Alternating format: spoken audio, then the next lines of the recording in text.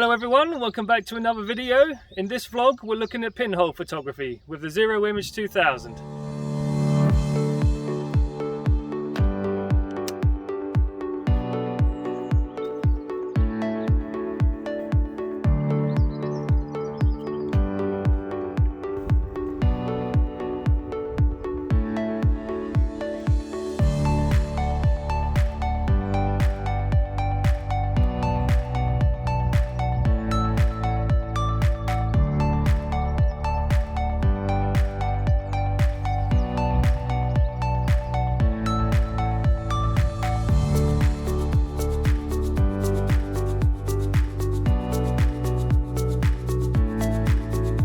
So what is pinhole photography? Well, it's essentially the oldest form of photography around. It's a wooden box with a hole in the front, and that is pretty much it.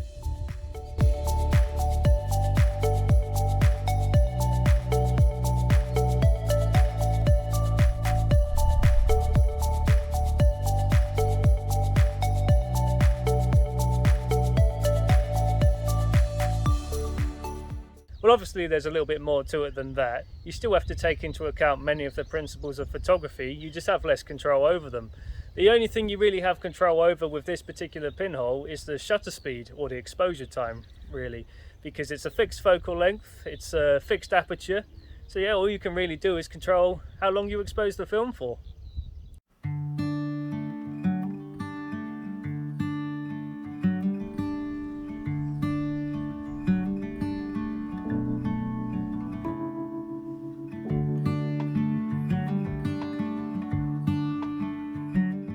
So in regards to the focal length, it's about 15mm I think, so you do have to get in pretty close to your subject. I mean, if you've never shot pinhole photography before, it can catch you out. Well, it certainly caught me out anyway. So you do have to get in pretty tight to your subject, otherwise things are much further away than what you thought they were.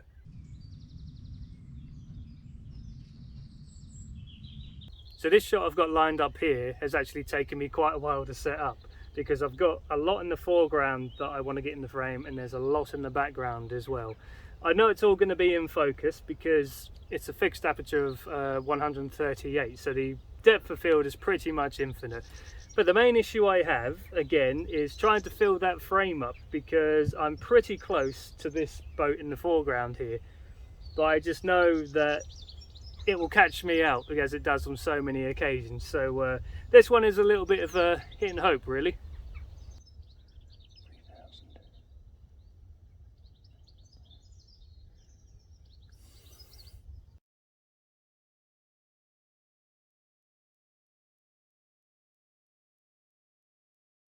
So I'll just take you through how you calculate your exposure times on a pinhole camera.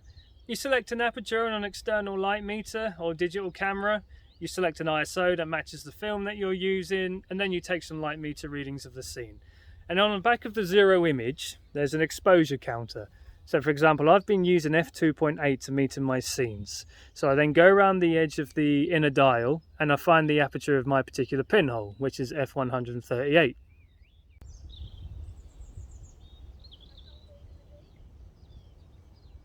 So just to demonstrate, I've metered around this scene here, and I've got 3 stops of dynamic range between the shadow areas here and the highlight area here on the front of the boat.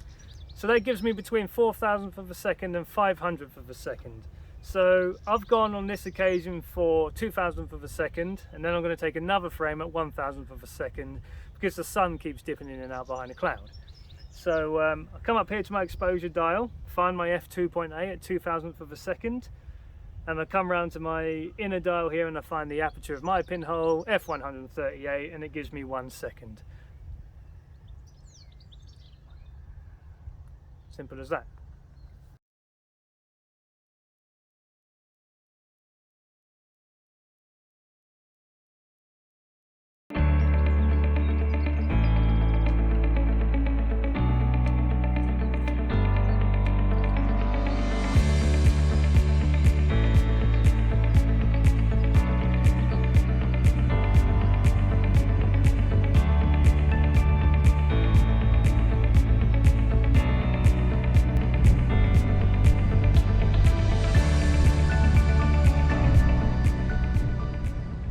got my last shot set up here. I'm taking a bit of a gamble with this one because I'm trying to squeeze a lot into the frame. I've got the branch leading off to the left and then up to the top of the frame. Got a small twig down here with some foliage on it, whatever you want to call it, and I've got a boat in the background. I've done a quick meter reading. It's given me 2,000th of a second, so in pinhole terms that's 1 second. So but this is going to be another hit and hope.